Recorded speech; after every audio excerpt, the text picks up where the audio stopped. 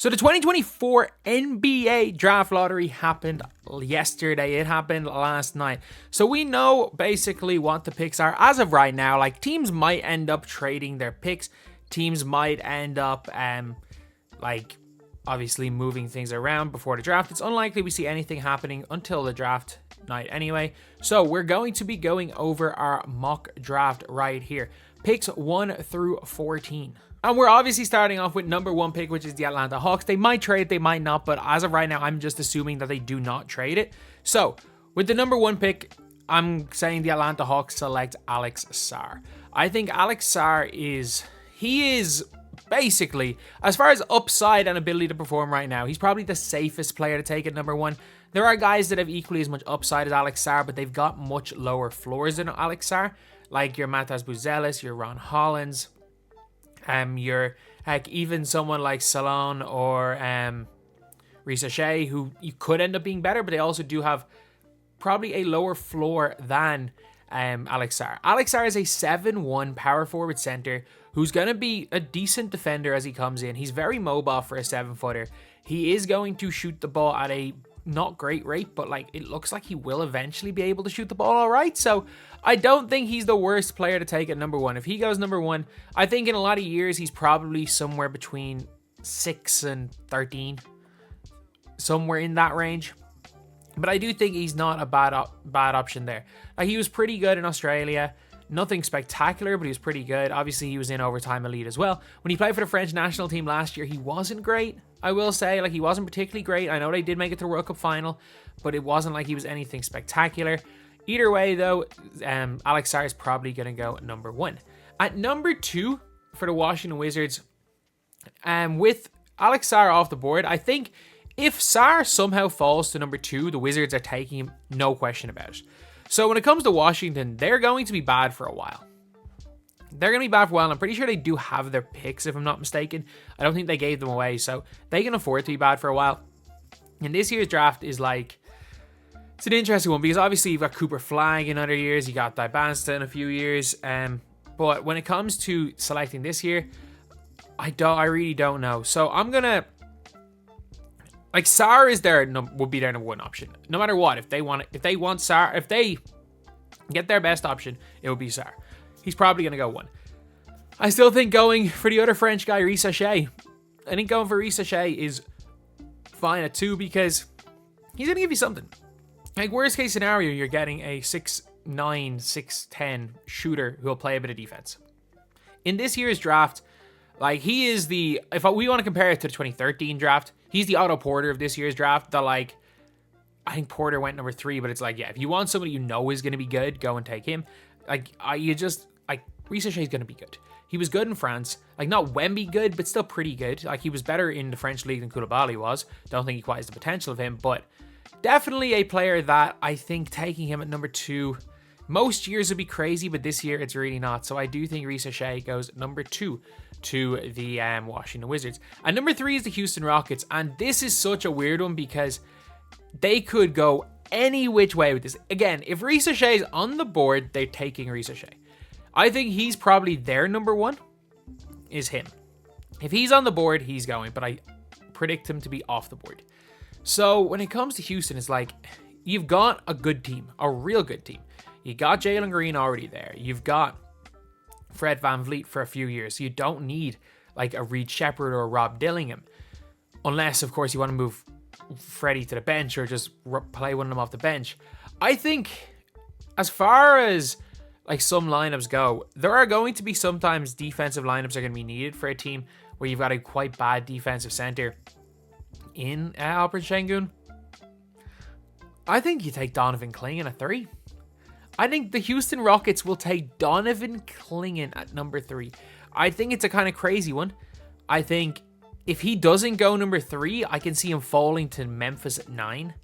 But I do think Donovan Clingan at 3 is not a crazy option, because the Rockets don't really necessarily need anything, but I do think he can come right in and help them. So I have him at number 3. At number 4 is the San Antonio Spurs, who need a point guard. And it's between 2 guys. Obviously, they're in desperate need of a point guard. You got Rob Dillingham, and you got Nikola Topic. I genuinely think that they're going to go with Topic. Is Dillingham the better player right now? Maybe, maybe not. He's the better shooter. He does shoot the ball better. I think Topic is I genuinely, he's not going to be a bust, but like this is your Josh Giddey type player. You're like 6'6", great playmaking point guard who can't shoot. That is literally what Nikola Topic is. At least he's a good free throw shooter, so maybe, just maybe it translates. But he was playing well for Mega. When he played for Red Star, he was fine. This isn't one of these like ultra hyped European prospects who are dominating in EuroLeague. Albeit, like, you could argue that he has been the best of all of them this season. It's not like he's Luka Doncic level of dominant. I still think that Topic at 4, he'll at least get the ball to Victor. He'll pass the ball well. And I think the Spurs are going to be shopping these picks, but if they do keep it, it's probably between Topic and Dillingham. And I actually think these could start to slide as well. If one of these doesn't go here, you could see one of Topic or Dillingham start to slide. Either way, I'm going to go Topic with this one. Could be Dillingham. I'm going to go Topic, but I'm very confident one of the two. Number 5, I think the Pistons are as much of a lock. Buzelis to the Pistons is a lock. Unless Houston, do what Denver did back in the day and be like, look, we're good. Let's just take a risk and take Buzelis at 3. Buzelis is going at 5. I'm pretty sure his agent is like very close with one of the owners for the Pistons. Like Buzelis is going number 5 to Detroit. I am so confident that like Buzelis does not fall past 5. I think with the way Detroit are, unless they trade this pick, I can see him going there. He's also probably one of the highest upside players in this draft. He has got the ability to do almost anything on the floor. It's just he didn't show it in the G League night. He was great in high school. He's one of those guys where it's like if it all clicks, he's going to be a super player. He does have quite high bust potential though. So it is a risky one. But look, if you're Detroit, why not? Why not? At least he can shoot the ball. At least it's not a non-shooting risk like all the other risks they take. At least he's going to be able to shoot the ball. At number 6, the Charlotte Hornets. And I think when it comes to the Hornets, you're probably like, they've got a better team than their record would suggest. You've got LaMelo, you've got obviously you've got Brandon Miller, you've got Mark Williams, so you're not looking at a center, you've got Miles Bridges, so you're just really looking for that wing. And there are quite a couple of guys that you can put in at that position or on the wing. I think to get a 5th option, they might just be able to go cheap out in free agency and take a risk on Ron Holland. Like, Ron Holland is someone that I don't necessarily think fits in their starting lineup. Probably comes in off the bench, but he's athletic. He's going to score. His potential is off the charts. So Ron Holland is a guy that I do like. I think I've been seeing more and more people put him as like one of their 2 or 3 best players in this entire draft. So I'm not that high on him, but I do think that him at 6 to Charlotte is not a bad pick for Charlotte at all, even though I don't think it's an ideal landing spot for him. Like, if he was to fall like one more spot to Portland wouldn't even be that great. If he was to fall to San Antonio, or he was to fall to like Utah or something and be allowed to play. But I do think that it's probably not the best spot for him. Either way, I have a feeling he goes number 6. And number 7 is the Portland Trail Blazers. And I think that if Holland falls to 7, Portland are going to take him. But I think that Stephon Castle being available at number 7 is going to be big, because they don't need a point guard. Like, Dillingham is probably best player available right now, but none of these teams need point guards. And I think they would rather, like, if you're coming off the bench, especially, like, again, if you are Portland, you've got Anthony Simons who's still there. You've got Scoot Henderson who's coming in. They're sorted for that position, and anything kind of resembles that. But Castle is going to be a really good defender. And he's one of these guys where it's like, you'd find him on good teams where obviously he's going to be able to play winning basketball because he was with UConn, but he could be one of those guys where he was held back a bit in college because of how good his team was, and it's quite common. His shot is a bit iffy. He's not a very good shooter, but supposedly his handle's a lot better than he was able to show in college, and he's going to be a lot better at just offensively than he showed in college, but he's still going to come in as a great defender, a really solid player. I think in this year's draft, if you could even get a role player at number 7, or someone come in the first 2 or 3 years and be a role player, that's fine. That's honestly fine. At number 8, I think Reed Sheppard. If Reed Sheppard is on the board, I think he can go number 8. Or I think like Spurs take him. Spurs could well take Reed Sheppard at 4. But what Reed Sheppard gives you is he's not a point guard, but he's going to shoot the ball really well. He's going to play defense. He's not going to do anything crazy, and he's going to be a good secondary ball handler. Like, because of, like, he's small. He's a small shooting guard, but because of Topic's height, you can afford to play him and Topic together. You can play him, Topic, Vassell. Do whatever you can to get off Keldon Johnson. He's going to be a decent player, not with Wemby, not with those Spurs. You find someone else and then Wembanyama. Like, that is a good lineup. Like, heck, even Sohan at the 4. Like, that is that's a good enough NBA lineup. Is it going to be a playoff team next year? No, but is it going to be a team fighting for the play-in? Yeah. And obviously, Topic and Reed Sheppard. Fact is, both of them could start. They probably both won't. But, like, that's not a bad lineup. Like, Reed Sheppard's going to come in and actually make some sort of an impact. Again, he's not going to be a game changer. He's not going to be a franchise changer, but he'll make an impact. And if they can manage to get 2 of, like, Topic, or if they're able to get, like, Topic or Dillingham and Reed Sheppard, that's a complete success for San Antonio. They can't ask for much more from picks 4 and 8 based on what their current needs are. At number 9 is the Memphis Grizzlies. And I'm looking at Memphis and being like, if Klingen's still on the board, which he could well be, they take Klingen. No questions asked. They will take Klingen. But I think they're going to probably look for that center. And I'm trying to think of like players that might fit beside. I think Jaren Jackson Jr. Filipowski is like, he's quite slow. Like, probably doesn't have NBA level athleticism, but he's got decent touch. He's got a jump shot. I initially had him in my first draft of this going here. But I do think, as far as upside goes, Collier has more. Like, he doesn't have the greatest motor, and that's his only flaw, because the guy's 7 foot, 7'1". He's long. He shoots the ball pretty well from 3. Like, not absolutely exceptional, but like for a guy his size, he shoots it pretty well. He's good around the basket. He finishes well around the basket. Mid-range game just is a bit iffy, I guess, but like, he is someone that could be really good. And at number 9, especially if you're Memphis, you hope this is the only time you're in the lottery during Jazz Prime. But I think you probably get someone that might fit, and he's probably the best fit for that team right now, because they don't need to develop somebody. They're trying to win now. And like, when you've already got Ja, you've already got Marcus Smart when he's back. You've already got Desmond Bane. You've already got Jaren Jackson Jr. They've got a really good core together. They've got a core that could fight for the playoffs. If Collier ends up being a good center, or heck, even a good backup center for a couple of years, and eventually a good center, it's not a bad pick at 9. At number 10 is the Utah Jazz. And this is, again, a tough one, because it's like, do you take best available, even though they don't fit? And I think with a team that's like Jazz that aren't necessarily going for it, I think they take best available, and they probably take Rob Dillingham. So he's obviously, I have him sliding all the way to number 10 right here. And I think if there are situations where someone like a Stephon Castle's available, they might want him over that. If you're seeing Reed Sheppard available, obviously they're going to take him. But I think when it comes to Utah, I know they already have Keontae George. I know they already have Colin Sexton. Maybe they move on from Colin Sexton. But they're a team where small scoring guards have done pretty well.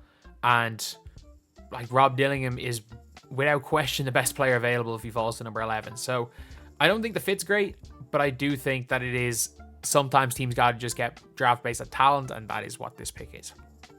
At number 11, the 11th pick is the Chicago Bulls. And again, they're pretty okay for the guard position. They're all right for the guard position. They're all right for the wing position. Like, we don't really know what the Bulls are doing. Like, you've got Kobe White, who's good. You've got Caruso. You've got you've got Levine. You've got DeRozan. So if you're not blowing it up, and you got Vooch, whoever's coming in is coming off the bench. And I think for that bench role, I think Isaiah Collier is probably the best player you can get.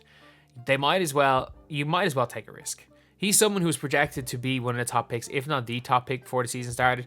And if you can get Isaiah Collier with the number 11 pick, it's not as much of a risk, and he does have quite a lot of upside. Was he great at USC? No, but it's always iffy with those guys that were like elite recruits and then just don't pan out in college, because like for every like Derek Lively who ends up being way better in the NBA than they were in college, there's a Trayvon Duval who isn't great in college, never makes it in the NBA just because they were only got there because they were a high school recruit. So for every one of them that is a success, there's a failure, and I do think 11 for Collier is fine. And the reason why I said that is I think Cody Williams goes to the Thunder. I think he's going to push in interviews. I think his agent's going to push it like that, because at the end of the day, if he wants to play with his brother, it's probably going to happen. Like, some teams won't take it well if an agent says don't draft him. Some teams won't draft the player anyway. But that is my prediction, is that I think the agents himself and his interviews are going to try push Cody Williams into playing with J-Dub in Oklahoma City. And he'll be a great pick for Oklahoma City. Like, a decent enough shooter. He's got a lot of length. He's taller than his brother. He's not going to be as good as Jalen Williams. But it would be very funny if, for the 12th pick in 2022 and 2024, were two brothers both to the same team. So yeah, I think they're probably going to look to get the two of them together. Cody Williams could be gone before this. But the reason why I have him here is because I do think he's going to not necessarily tank workouts, but he's going to very much try to get himself to Oklahoma City. And number 13 is the Sacramento Kings. And I think they just go all out upside. I think they go all upside, and when you're looking upside, it's Tijan Salon. The guy has got length. He's 6'9"-ish. He's going to shoot the ball pretty well. He's younger, even. Like, he's younger than an Alex Sarr. He's younger than Reed Sheppard. Is he as good as these guys right now? No. He's just not. Like, the guy wasn't even putting up crazy... Like, he wasn't playing major minutes in a lot of games for even France at the under-18s European Championships last year. But at the same time, put up 10 to third place game. Had gotten more and more minutes as the tournament went on, so he was doing pretty well. But he is a guy where it's like, he has the potential. Everything goes well, he could be better than Reed Sheppard. He could be one of the better wings in this draft. But like, this is your Ousmane Dieng pick. This is your risk. This is your complete risk. He's 6'9", 6'10", can shoot, can play the wing, and he has unlimited potential. It's just he's not quite as good now, and I think he might end up being a draft and stash, or he might be just like a development player who doesn't really play much in his first year. But for a team as good as Sacramento, they can afford to do that. And for the last pick in the lottery, I have the Portland Trail Blazers just going for, I don't know, let's just take a shooter. Like, they could be anyone here in this last spot. I don't want Dalton Connect to fall out of the lottery. So let's put him here. Heck, maybe he fits with the Kings, and then the Portland Trail Blazers go and take Salon for the, like, what was I going to say? The potential. Either way, though, I think Dalton Connect going to the Portland Trail Blazers, it gives them some shooting. It gives them a shooter off the bench, because obviously you've got Scoot Henderson, who doesn't give you much shooting. I mean, Anthony Simons is a good shooter, but especially if kind of earlier on in the draft they're taking like a Rob Dillingham type player, or especially earlier in the draft they're taking a non-shooter in Stephon Castle. Why not take a really good shooter? Like, Dalton Connect could be really good. He could be really good. He also could just be bang average. He could be like, I know it's a lazy thing comparing white guys to white guys. The man could be Luke Kennard.